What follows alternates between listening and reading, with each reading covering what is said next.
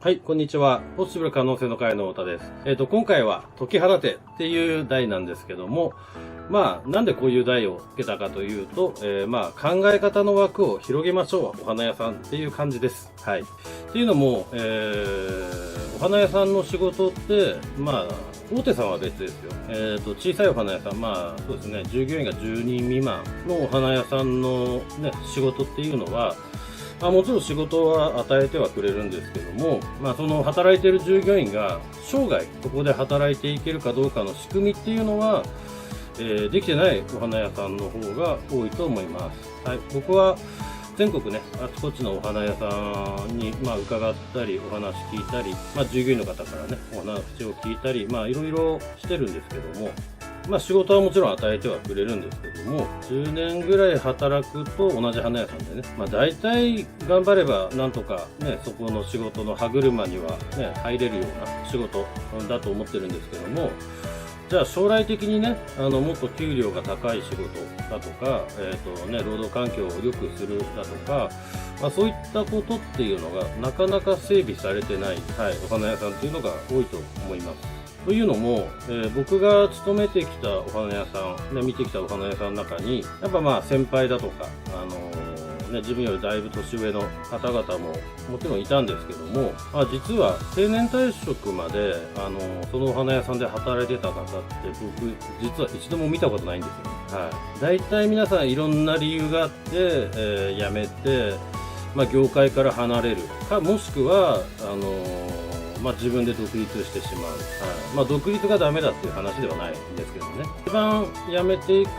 方が多いなと思ったのが、そうですね、30代、40代、結婚して子育てして、お金も時間もね、必要な年齢になってくると、どうしても勤めてる花屋さんじゃ収入も上がらないし、時間の余裕もできないので、家のね、ことも、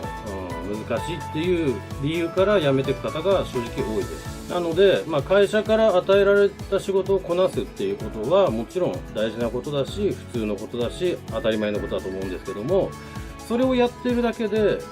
花屋業界で成功するか、成功するかというか、ね、定年までしっかりと働いて、自分が思ってる収入を得られるかっていうと、それは絶対にありえないと思います。はい。大手さんは本当に別ですよ。僕が見てきたのは10人未満の、比較的小さいお花屋さんのお話なんですけどね。はい。っていうのも、僕自身も、やっぱり行き詰まったことっていうのは、お花屋さんの業界で、たくさん何回もあるんですよ。僕自身、花屋業界を2回辞めてるんで、1回目勤めたのは20歳から23。その時に、感じたのは、収入がこれ以上上がらないなっていうことを感じましたね。要は仕事ができるようになって、裁断が上手くなっても、会社側が出せる給料の金額って決まってますよね。で、その時不動産業、賃貸の営業なんですけども、こちらの方に行ったんですけども、2回目に就職した花屋では、1回目就職したところの花屋は営業ってしてなかったんで、大手のというか、葬儀屋さんの、子会社だったので、正直、親会社から来た仕事をこなしてればいいみたいな感じの会社だったんで、営業っていうスタイルっていうのは、そもそもがなかったんですけども、その後ね、不動産で営業の経験が僕にはあったので、花屋業界にも営業というジャンルの仕事を作れば、お花屋さんって経営ってうまくいくんじゃないのかなと思って、それも枠を超えるってことですよね。はい。で、実際営業していけば、葬儀社の営業も、たまにはしてたんですけども、一般の方への営業もしてまして、日常業務をこなしながら、営業してたんですけども、毎年毎年やっぱり数値の方は上がっていって、お客さんもだいぶ、増えていきましたね、やっぱり年々ね。はい。なんで、それに伴ってもちろん会社のね、売り上げ自体も上がっていくので、そうやって枠を広げて考えると、結果的にね、一番良かったのは、やっぱり自分にそういうスキルができることですよね。それが枠を広げるっていうことで、2回目の、お花屋さんに勤めた時は、営業も僕やってたんですけども、仕事も多くて給料もそこそこもらえた状態なんですけども、休みがなかったですね。月に2回ぐらいしか休みないんじゃないですかね。下手したら月に1回休めない時もありました。なんで、その労働環境ですよね。はい。そんな寝ないで働くような状況もあったんで、そんな過酷な状況で、ね、将来的にずっと働いていけるかというと、それもちょっと厳しいなと思って、それもあって、はい、辞めて、その次は蕎麦屋で店長やったんですけども、はい、そうですね。そういったように、やっぱりどこの花屋さんで働いてもやっぱ限界を感じるんですよね。与えられた仕事はやるんだけども、もちろんね。やるけども、それ以上がないですよね。なので、そこで僕がいつも考えるのが、自分が思ってる固定概念の枠を外すっていうことをやってます。例えばですけども、お花屋さんって接客業だと思うんですけども、じゃあ他の業界の接客業、例えば、もともと僕フランス料理のレストランで働いてたんですけども、フランス料理のレストランでウェイターをやってる時に、すごいなって正直思ったんですよ。教えられてやってたんですけども、料理の説明だったり、ワインの説明だったり、それまで働いたことがあるその接客業の仕事からすると、もうすごい繊細なサービスっていうのがあるんですよね。お冷や一つとっても、半分よりちょっと下がったところでもう次に行かなきゃならないだとか、ね、例えば料理もね、ちゃんと食べ終わった後にすぐに、コース料理なので、やっぱり順番に出てくるじゃないですか。それも食べ終わった後にすぐ取りに行くと、お皿を下げに行くと、なんか、ちょっとね、食べてる方からしたら見張られてる感ありますよね。なので、食べ終わった後、何秒間かしてからお皿を下げに行くだとか、はい。その後、例えば何秒後、何分後にスープを出すだとか、かなり繊細なサービスだと思うんですよね。はい。それから比べると、どうしても花屋の接客っていうのが質が高いかというと、もちろん僕が見てきたところでしかないですけどね。はい。そこまで高くはないのかなって思うんですよ。はい。で、お花屋さん見てきて思うのが、お花屋さんって何かをやろうとした時に他の花屋さんを見るんですよ。はい。だけど、何かを変えようと思った時に、同じ花屋にヒントってあんまりないんですよ。っていうのもみんな大体同じようなことはしてるんですよね。はい、なので、例えば接客の質を上げたいんであれば、お花屋さんの接客の質を見るんじゃなくって、他の異業種の接客の質が高いところのサービスを見て、それを花屋に取り込むっていうことをした方が、絶対にいい結果が生まれると思います。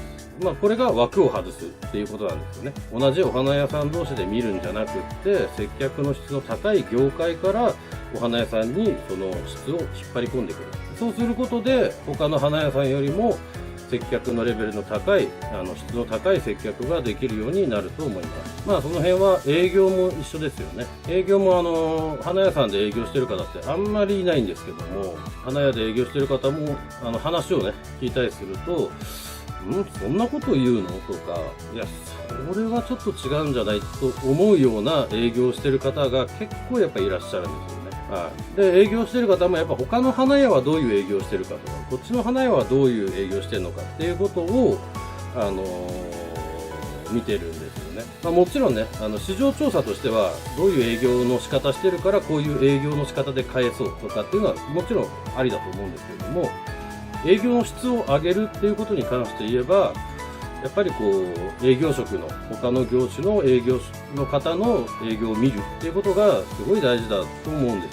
よね。例えば顧客管理に関して言えば、美容室とかね、そこもお店によって違うと思うんですけども、すごい顧客管理の仕組みって出来上がってる美容室も多いんですよね。はい。なので、そういうところから、他のお花屋さんがどういう顧客管理をしてるかじゃなくって、顧客管理っていう、ジャンルに特化している業種の仕組みを、取り入れるっていうことの方が、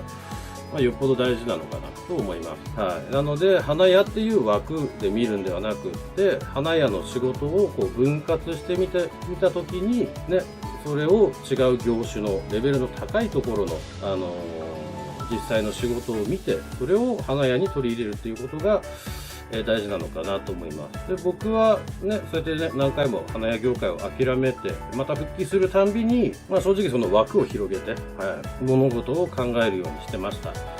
ってなると、会社から与えられた仕事はもちろん最低限やるんですけども、それプラスアルファ、そうですね、自分のスキルアップのためにやってる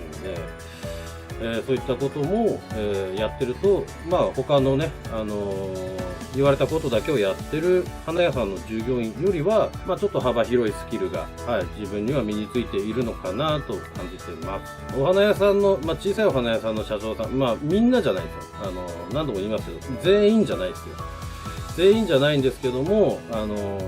やっぱり職人さんが多いですよね、社長さんが。なので、経営者かっていうと、違うのかな。経営者っていうよりはお花屋さんなんですよね。お花屋さんとしての業務っていうことに対してのスキルっていうのは、もちろん社長さんって、技術職上がりの人は、職人上がりの人はもちろん高いです。ものすごく。なんですけども、いざ経営っていうことになると、そのスキルだけではやっぱりできないことが多くて、その経営スキルっていう枠の中で考えると、やっぱりどう人を使うかっていうことも大事になってくると思うんですよね。足りてないところが多いのかなっていうのはすごい、感じますよね。例えば、この人ね、人当たりいいから接客に回した方がいいのにっていう人を、中のね、人と接さない仕事に回したりだとか、逆にこの人接客にちょっと難点があるな、そういう方は裏方でね、ひたすら作業をしてもらってた方が、会社的にもいいのかなとは思うんですけども、そういう人をガンガン外に出したりとかね。正直、僕が見てきた花屋さんの采配は正直わからないとこだらけで、結果ね、なんでかなと思ったら、お花屋さんを経営されている方も、やっぱり経営の勉強してない方が結構多いんじゃないのかなっていうのをすごい感じました。ということは、そういうところで働いていても、自分が将来的に花屋でね、やっていけるかどうかのスキルを教えてくれるかというと、そうじゃないのかなっていうのが、10年ぐらいお花屋さん同じところに勤めていると、大体の仕事っていうのは、できるようになると思うんですよ。ただし、ある程度できるようになってくると、それから先の給料っていうのが上がらないパターンっていうのが多いかなと思うんですよね。っていうのも、